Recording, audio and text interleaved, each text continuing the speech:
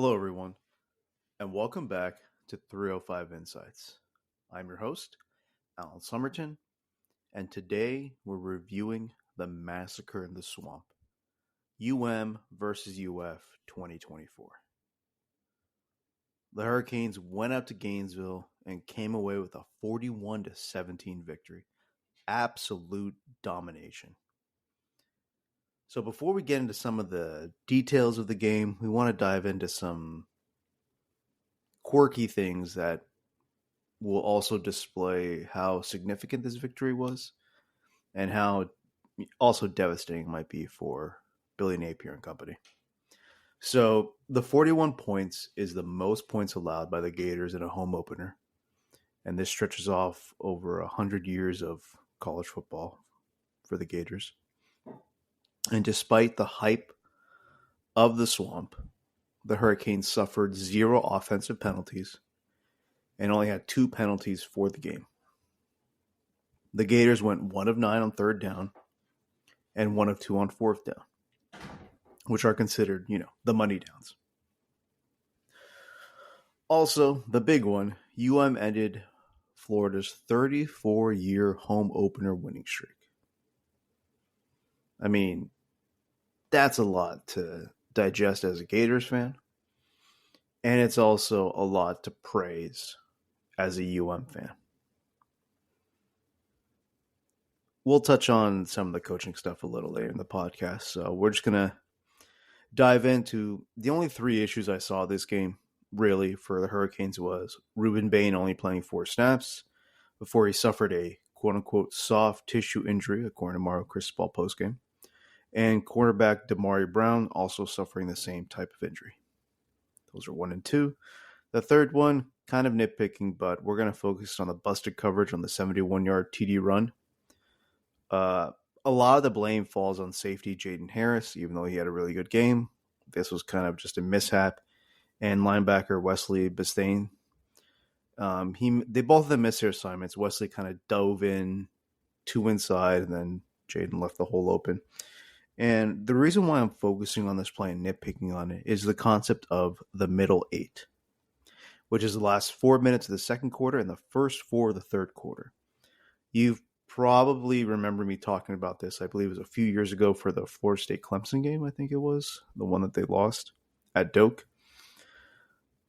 These are vital because it can swing the momentum.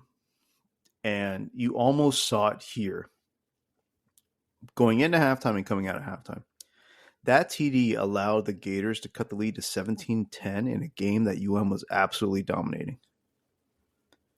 The only score they got was off of that unfortunate interception that Cam Ward threw, and they got a field goal out of that. Luckily, the offense responded and scored in the next possession to make it 24-10 before halftime. I believe they scored like 45 seconds left. And then they got the ball to start off the opening. They scored on the opening drive of the third quarter because they deferred the kick. And so they essentially put the game out of reach when it was 31-10. So, again, we want to focus on the fact that this was the middle 8, and you kind of let that mistake slip in there. However, the flip side of that is your team responded. And instead of allowing that 17-10 to kind of really allow the Gators back into the game and maybe change the course of how this team is viewed, the leaders on this team, and we'll get to some of them shortly, showed why there are such high expectations for this team. You go from 17-10 and the Swamp going crazy to 31-10 in a matter of, in terms of game time, in a matter of minutes. So, again, praising the offense, all that. The balance of this offense and the air raid concepts of Shannon Dawson, finding even something that Mario Cristobal would love. Again, this is a guy who historically loves the ground and pound and all that stuff. Dawson is finding that, at the risk of sounding repetitive, balance with this offense. 529 total yards, 385 yards on 36 pass attempts, 144 yards on 33 pass attempts. That's a 52-48% split. It's not this overwhelming, and they mentioned this on the broadcast as well. This isn't a air raid offense that reminds you of like Mike Leach at Texas Tech, where it was just predominantly, or at Mississippi State too, when he was like slinging it. Will Rogers, who's now at Washington. But RIP to Mike Leach. This isn't one of those heavy 70-30 splits. Like when we praised the hire of Shannon Dawson on this podcast, we did point out the underlying statistics that showed he was max. I think it was a 55-45, but it was closer to, I believe, this 52-48 split. So this is ideally what you want. And again, I'm sure even someone like Cristobal can't help but smile at this. Cam Ward was just as advertised, if not more. Yes, he had that one bad interception. However, the stat line of 26 of 35 for 385 yards, 3 touchdowns, along with 3 rushes for 33 yards. I mean, you can't really get much better than that, especially in the environment that you were playing in. Whether this team is good or bad in the Gators, there's one thing you can always depend on, and that's the swamp being an incredibly difficult environment to play in. There is a reason why that field, that stadium, has their reputation.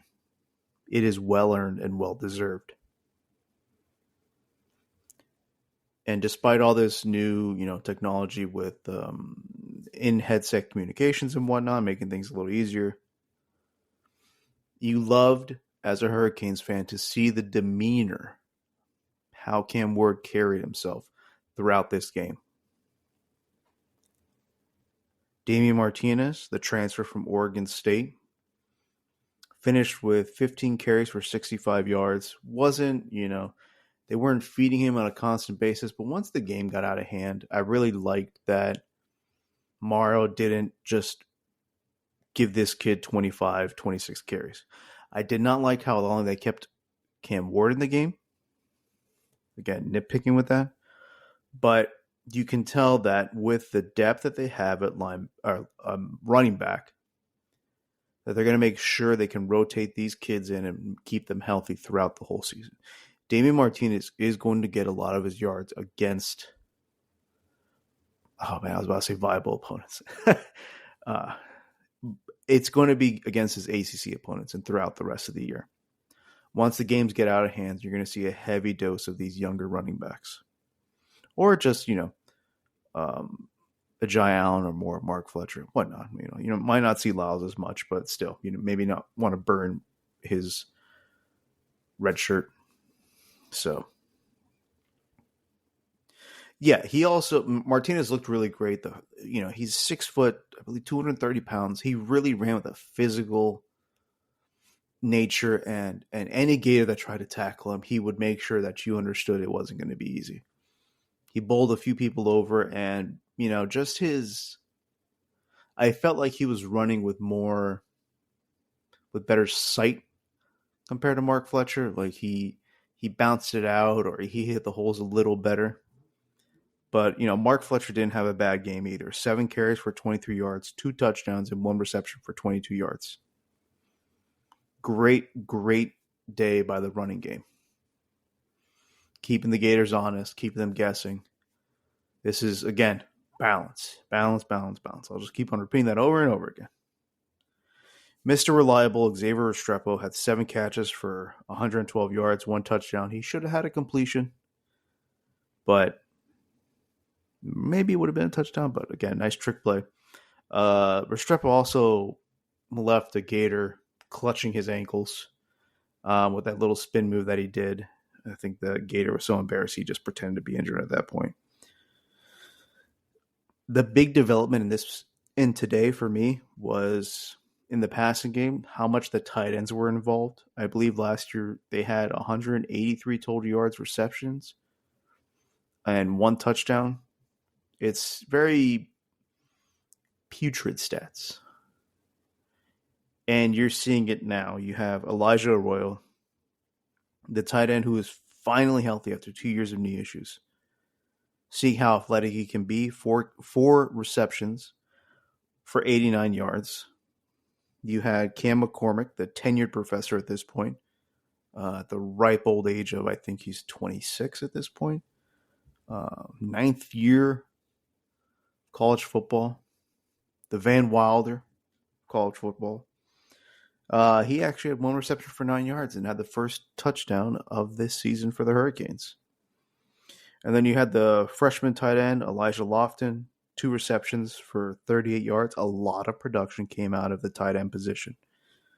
So basically you had, over 100 passing yards to the tight ends, a touchdown, and 7 receptions. So, I mean, that's pretty good coming from a position that you expected more from this season. And you're getting it. You had Isaiah Horton, who I think is going to have a pretty good year. 4 catches for 70 yards. Jacoby George, 2 catches for 25 yards and a touchdown. So, again, spread the ball around. Restrepo is an easy safety blanket to use, but you're seeing, again, he had 7 receptions. Isaiah Horton had 4. Elijah Rowe had 4. It wasn't just one dominant wide receiver. It's about trying to find the wide open man, and Cam Ward found them all day. Now we could flip over a little to the defense. Jaden Harris, a sophomore safety, finished with 7 tackles, half a sack, 1 tackle for loss, 1 interception. Outside of that busted coverage on the run, Jaden Harris played a really great game. So, yeah, I mean, I don't know if I said he had 1 pass deflection as well, but again, great game by him. Really filled up the stat sheets. Francisco Maoga, 6 tackles, 1 sack, 1.5 tackles for loss, 1 pass deflection. Tyler Barron, the Tennessee transfer, 3 tackles, 1 sack, 2 tackles for loss. He was always in the backfield. Elijah Alston, the transfer from Marshall, 3 tackles, half a sack, 1.5 tackles for loss, 1 pass deflection. The team as a whole had 3 sacks, 8 tackles for loss, 5 pass deflections, and 2 interceptions. I mean, just collapse in the pocket all the time, not allowing any of the playmakers to really do anything. I mean, if we're really looking at how this game played out, Graham Mertz finished 11 of 20 for 91 yards with an interception. DJ Lagway finished 3 for 6 for 31 yards with an interception. I mean, the one guy that they had to really hold in the sense of explosive plays was Trey Wilson.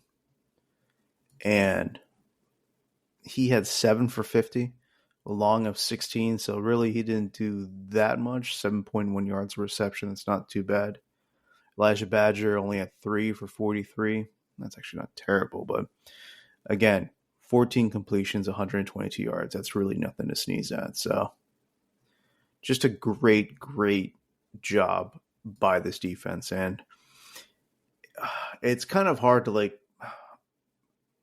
just cut up stats in a beneficial way to praise a defense, but just wanted to point this out. In meaningful minutes, outside of the 71-yard run, UF had 20 carries for 28 yards, and that's a 0.7 yards per carry average. I know, again, we're nitpicking there. Man, what's the word of the day for this one? Nitpicking or balance? But you got to understand, it gets to a certain point where the game's so far out of hand that unfortunately, the players, well, actually, it might be fortunately, the players aren't going to go all out because you're up, you don't want to hurt yourself. So, I mean, UF did score that TD in the 4th quarter, but other than that, they really just didn't do much at all. So, 261 yards of total offense. It's nothing crazy. So, if you don't take the meaningful stat part, and you're just taking away, again, that 71-yard busted coverage, they had 27 rushes for 68 yards. And that's still only an average of 2.5 yards a carry. So, again, do with that what you will. And that was even like, you throw in DJ in there, dual threat quarterback. He had 20 rushing yards. So, again, we could dissect these stats all day, but at the end of the day, the defense played phenomenal. Offense played phenomenal. This was the game that Mario dreamed of, dominant on both sides of the trenches. Ward had all day to throw, and even if he didn't, he used his mobility to buy more time, especially you saw in that Jacoby George touchdown pass. Although he threw that across his body, and we saw the results of that previously in the game, where he threw the interception. D-line causing havoc all day. I mean, it really just doesn't get much better than this. You're seeing why they put so much effort and resources into getting Cam Ward to come to this program. They understood the talent that he has, and if you just control the chaos that is him trying to make that extra play or whatever and cut down on the turnovers, he can be a lethal quarterback. And you saw it today. And his ability to extend plays and or to run the ball himself is just another added wrinkle that makes it, this offense, that much more lethal.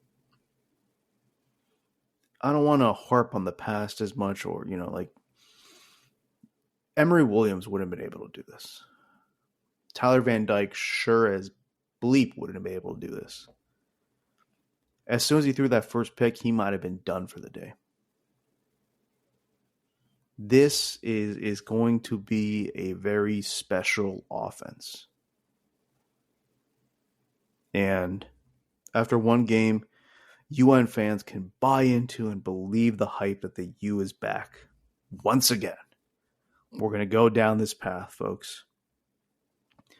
And with the next two games being Florida A&M and Ball State, it's a good time for the likes of Bain, Ruben Bain Jr., Damari Brown, and others who are suffering from injuries to get healthy.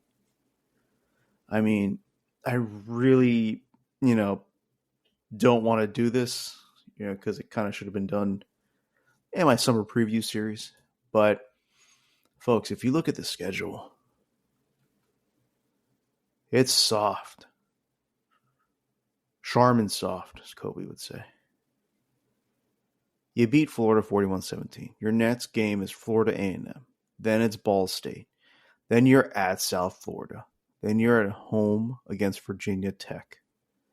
You're at California. Remember, they're in the ACC now. You're at Louisville. You're at home against Florida State. And then you're at home against Duke. You go to Georgia Tech. Then you play Wake Forest at home and Syracuse. I mean, your toughest stretch is that Louisville, Florida State, Duke game. And again, Duke, they've got a lot of goodwill over the past few years under Mike Elko, but can Manny Diaz keep that going? We'll see. But the at Louisville and then Florida State at home is your toughest test. And again, we'll see how the season plays out with how Florida State looks. I mean, you don't run into Clemson. Ooh, and we know how I feel about Clemson, folks. Don't worry. Don't you worry. There's a podcast coming about that. You don't run into Clemson. You don't run into NC State. You don't run into North Carolina. There's not as much depth on this schedule as you would like in terms of kind of trying to get into the college football playoffs. However, it's a 12-team playoff. Whoever wins the conferences get an automatic bid. You have to take advantage of this schedule. This has to be the year 3, with all the talent that's on this team, with the way the schedule is playing out, with how some of the teams look a la Florida State, that don't look that impressive. We'll see come Monday night how Florida State responds to their loss, if they kind of get the train back on the tracks. But again, Virginia Tech, I thought coming into the season that was going to be a tough game. I thought Virginia Tech was going to be one of the sleepers in this league. They got pushed around by Vanderbilt.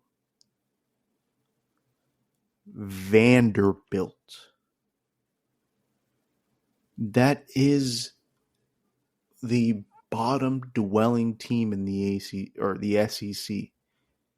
And Virginia Tech got pushed around. Yes, they went into overtime and all that stuff, but it should have never been that close. So there goes one of your tough games. Unless they right the ship. But even then, you're playing them early. You have the talent on the trenches to dominate them. If Vanderbilt can do that, what do you think UM can do? You demolish Florida at the Swamp. That was supposed to be a tough game. Folks, I'm not seeing. I'll say it. I don't want to do a curse right now or jinx them. I have the belief that this team should win the ACC. I got money on that. I put a bet down on UM to win the ACC. That's how confident I am in this team. I don't see a loss on this schedule.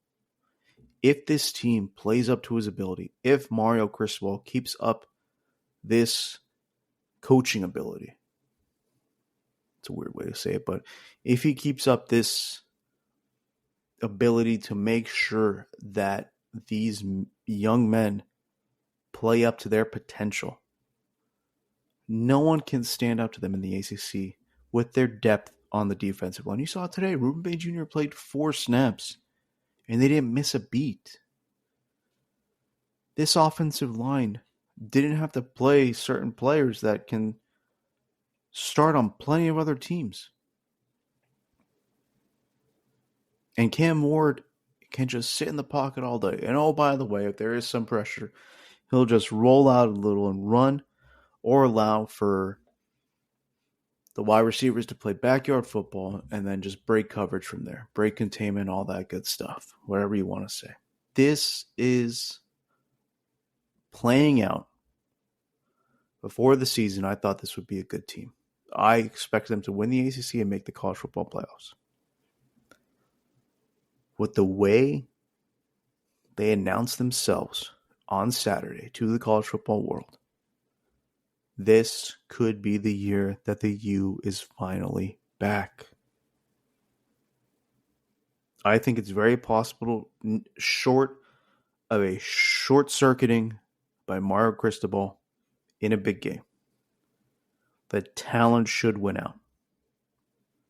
He just has to usher them in the right direction. And as for our beloved Sunbelt Billy, the clock is already ticking on Billy Napier. I mean, like we said, this is your first home loss to open the season in 34 years. This is the most points you've given up in a home opener. You claim that this was the most talented team that you've had, and they looked listless. There was no explosive plays. It's a very vanilla playbook. So it's filled with slants and slight misdirections and dump offs and hoping to break a run here or there. I mean, there is a stat that they talked about during the game that they had the least amount of explosive plays. I think they had 14 plays in terms of the ball being thrown in the air. I think by 20 yards or more. It isn't an offense that's predicated to explosive plays. You're just hoping that, you could break a tackle here or there. And this is just the antithesis of what Gator football is. You had Steve Spurrier with the fun and gun or whatever the nickname was all those years. Then you had Urban Meyer. And yeah, it just went all downhill from there. We've talked about this years ago.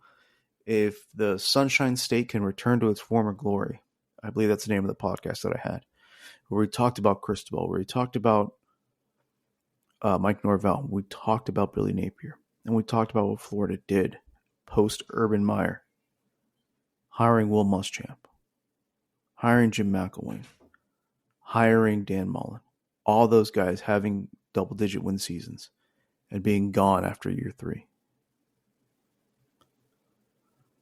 Where does UF go from here? Who wants this job? And that is incredible to say because, again, you're in the state of Florida. You play in the SEC. You're a blue blood. You've won national championships.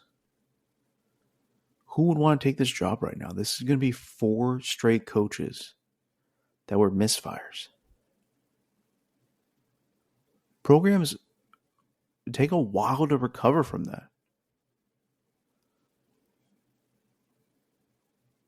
And the SEC isn't much easier now with Texas and Oklahoma. Where is UF in the pecking order now? Anyways, I don't want to spend too much time on UF. I know I like bashing them, but this is a time to celebrate the Hurricanes and what they accomplished in this game. So, coming up soon, we'll have the review of the FSU Boston College game, as well as a podcast on the things that caught my eye over the weekend for college football. And don't worry, Dabo, I'm coming for you. We also have other stuff that happened, but I love me some Clemson downfall, folks. Anyways, Mario Cristobal, way to start off the season. Cam Ward, way to really just show the fan base what you can offer. And if you keep this up, man, you're going to be in the conversation for the Heisman, and you're also going to really be a local legend, a UM legend. If you are the one to finally bring back UM to prominence after 20 plus years. The running game looks great. The offensive wide receiver group looks like it has a lot of depth when you include the tight end positions. The bevy of weapons. This offensive line, bunch of monsters on there. Defensive line, same thing.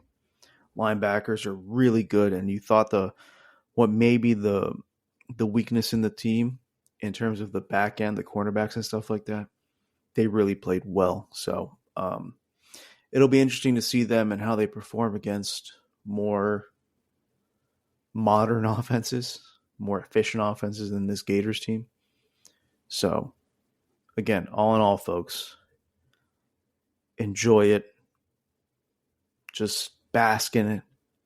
You can think to yourself, UM, in the words of Stu Gotts, is back. Second time I've referenced Stu Gotts in the past 3 or 4 podcasts. But love me some Dunn Lepetard show. Anyways, folks, thanks for listening to this long-winded episode. You know the drill. Spotify, Apple Podcasts, YouTube. You can find us there. All 3 of those. Like, subscribe, follow. Give us those good ratings, all that stuff. Give us some feedback if you want as well. Thanks for listening. Thanks for following. Thanks for catching up with all this college football stuff. Thanks for stopping by, and we'll see you next time here on 305 Insights.